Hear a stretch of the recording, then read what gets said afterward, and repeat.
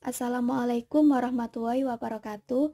Perkenalkan, nama saya Anjeli Setiawati, selaku perwakilan dari kelompok 6 yang akan menyampaikan materi tentang peran akuntan dan informasi akuntansi. Sebelum saya menyampaikan materi, saya akan memperkenalkan nama anggota dari kelompok 6.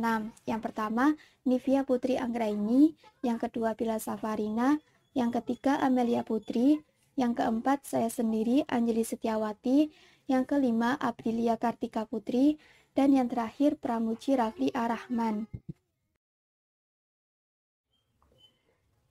Yang pertama, pengertian akuntansi.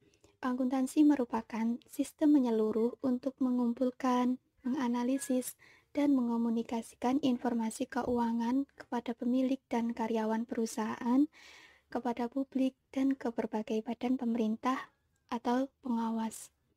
Akuntansi juga bisa disebut dengan sistem pembukuan. Kegiatan akuntansi meliputi pencatatan, pengelompokan, dan pengolahan dari setiap transaksi yang menghasilkan suatu laporan keuangan untuk pengambilan suatu keputusan. Selanjutnya, pengguna informasi akuntansi. Yang pertama, manajer bisnis. Manajer bisnis memerlukan informasi akuntansi untuk mengembangkan sasaran dan rencana, menetapkan anggaran, dan mengevaluasi prospek masa mendatang. Yang kedua, karyawan dan serikat pekerja. Karyawan dan serikat pekerja memerlukan informasi akuntansi untuk merencanakan dan menerima kompensasi serta berbagai tunjangan seperti kesehatan, liburan, dan pensiun. Yang ketiga, investor dan kreditor. Investor memerlukan informasi akuntansi untuk memperkirakan pengembalian laba dalam bentuk dividen kepada para pemegang saham. Kreditor memerlukan informasi akuntansi untuk menentukan prospek pertumbuhan dan memutuskan apakah perusahaan berada dalam risiko kredit yang baik. Yang keempat, otoritas pajak. Otoritas pajak menggunakan informasi akuntansi untuk merencanakan pajak masuk, menentukan besaran pajak individu dan usaha, dan memastikan jumlah yang tepat dibayarkan tepat waktu. Yang kelima, Badan Regulator Pemerintah. Badan Regulator Pemerintah memerlukan informasi akuntansi untuk memenuhi tugas-tugas mereka kepada masyarakat. Securities and Exchange Commission (SEC) misalnya mengharuskan perusahaan untuk menunjukkan laporan keuangannya sehingga calon investor dapat memiliki informasi valid mengenai status keuangan perusahaan tersebut. 2 bidang utama akuntansi. Yang pertama, bidang akuntansi keuangan. Bidang akuntansi keuangan merupakan bidang akuntansi yang berhubungan dengan pengguna eksternal atas informasi keuangan suatu perusahaan. Yang kedua, akuntansi manajerial merupakan bidang akuntansi yang melayani pengguna internal atas informasi keuangan suatu perusahaan. Misalnya, manajer memerlukan informasi akuntansi manajerial untuk membuat keputusan departemen, memantau proyek, dan merencanakan kegiatan di masa mendatang. Selanjutnya ada macam-macam bidang akuntan. Setiap bisnis pasti memerlukan seorang akuntan untuk melakukan pembukuan yang mencakup pencatatan setiap transaksi, pencatatan atas pajak yang dibayarkan, laba yang diterima, dan beban yang dikeluarkan. Berikut ini adalah macam-macam bidang akuntan. Yang pertama, akuntan publik tersertifikasi, yaitu akuntan yang memperoleh izin negara dan menawarkan jasanya kepada masyarakat umum. Tugas akuntan publik ini meliputi analisis laporan keuangan, mengaudit laporan keuangan, mengaudit pajak dari suatu perusahaan. Akuntan publik sifatnya independen, artinya akuntan publik ini tidak mempunyai hubungan apapun terhadap perusahaan yang menjadi kliennya. Maka dari itu, akuntan publik harus bersikap profesional. Yang kedua, akuntan swasta, yaitu akuntan yang dipekerjakan oleh perusahaan untuk mengerjakan kegiatan keuangan harian. Akuntan swasta juga bisa disebut dengan akuntan internal perusahaan. Yang ketiga, akuntan manajemen. Akuntan manajemen merupakan akuntan swasta yang menyediakan jasa keuangan untuk membantu manajer dalam beragam kegiatan bisnis perusahaan. Yang terakhir, akuntan forensik. Akuntan forensik merupakan praktik akuntansi untuk kepentingan penyelidikan hukum.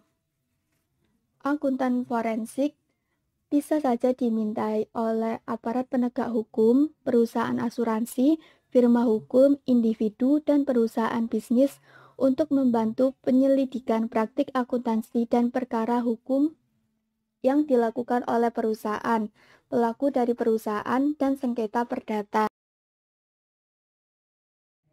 Selanjutnya, persamaan akuntansi. Persamaan akuntansi merupakan rumus persamaan yang menggambarkan posisi aset, hutang, dan modal suatu perusahaan. Nah, rumus persamaan sendiri yaitu aset sama dengan kewajiban plus ekuitas pemilik. Aset.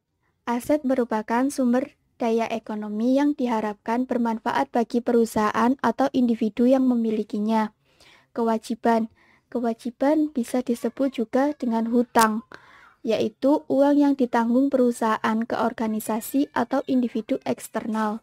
Ekuitas pemilik atau modal pemilik, yaitu jumlah uang yang akan diterima pemilik apabila mereka menjual seluruh aset perusahaan dan membayar seluruh kewajibannya.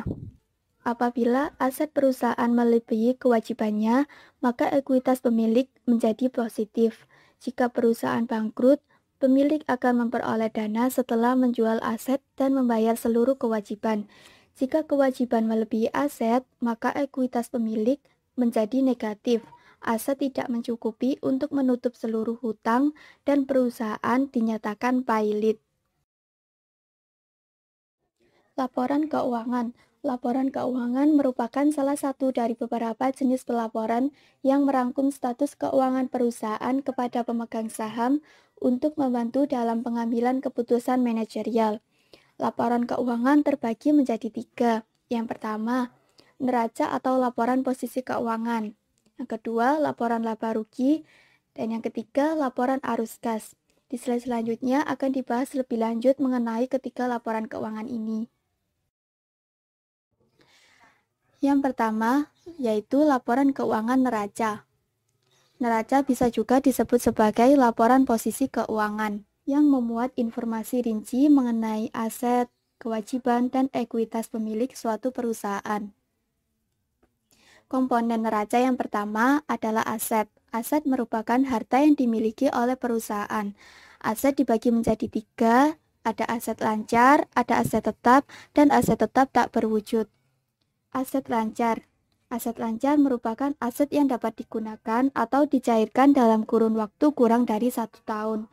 Aset lancar biasanya disusun berdasarkan urutan likuiditas atau kemudahan mengubah aset menjadi kas. Contoh dari aset lancar adalah kas, perlengkapan, piutang, surat berharga, dan beban-beban yang dibayar di muka. Kemudian aset tetap.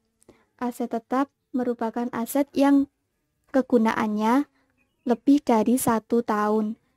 Contoh dari aset tetap ada peralatan, bangunan, tanah, gedung, dan kendaraan. Kemudian aset tetap tak berwujud. Aset tetap tak berwujud merupakan aset yang tidak memiliki bentuk fisik dan dapat digunakan lebih dari 1 tahun. Contoh dari aset tetap tak berwujud ada hak paten, merek dagang, hak cipta atau copyright, dan goodwill atau nama baik perusahaan. Komponen neraca yang kedua ada kewajiban. Kewajiban merupakan hutang yang harus dibayar oleh perusahaan akibat dari transaksi yang terjadi di masa lalu. Kewajiban sendiri dibagi menjadi 2, ada kewajiban lancar dan ada kewajiban jangka panjang.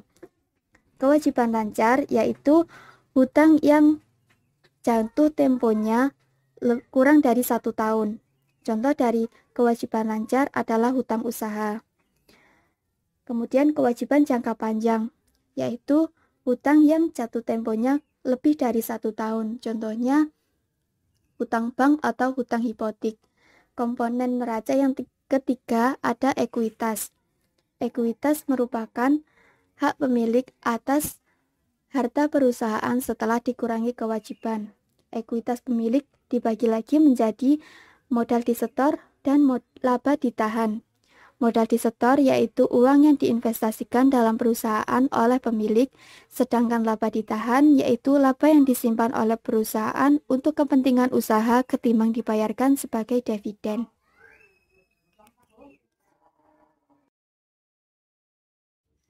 Yang kedua yaitu laporan keuangan laba rugi. Laporan laba rugi merupakan laporan yang memuat selisih antara pendapatan dengan beban tahunan perusahaan, sehingga hasil akhir bisa disebut laba atau rugi. Dikatakan laba jika pendapatan lebih besar daripada beban, dan sebaliknya dikatakan rugi apabila beban lebih besar daripada pendapatan yang diterima. Komponen laporan laba rugi yang pertama ada pendapatan. Pendapatan merupakan uang atau dana yang diterima oleh perusahaan dari penjualan barang atau jasa. Komponen yang kedua ada biaya pendapatan. Biaya pendapatan merupakan biaya yang dikeluarkan oleh perusahaan saat memperoleh pendapatan dari perusahaan lain. Biaya pendapatan ini bisa juga disebut sebagai harga pokok penjualan, yaitu biaya untuk mendapatkan bahan baku dalam membuat produk yang nantinya dijual oleh perusahaan selama tahun berjalan tersebut. Komponen yang ketiga ada laba kotor. Laba kotor dapat dihitung dengan cara mengurangi pendapatan dengan biaya pendapatan. Komponen yang keempat ada beban operasi. Beban operasi merupakan biaya yang ditanggung perusahaan untuk kegiatan operasional perusahaan. Yang terakhir ada laba operasi dan laba bersih. Laba operasi dihitung dengan cara mengurangi laba kotor dengan beban operasi, sedangkan laba bersih dapat dihitung dengan cara mengurangi laba operasi dengan pajak pendapatan. Yang ketiga yaitu laporan keuangan arus kas. Laporan arus kas merupakan laporan keuangan yang menggambarkan penerimaan kas dan pembayaran kas tahunan.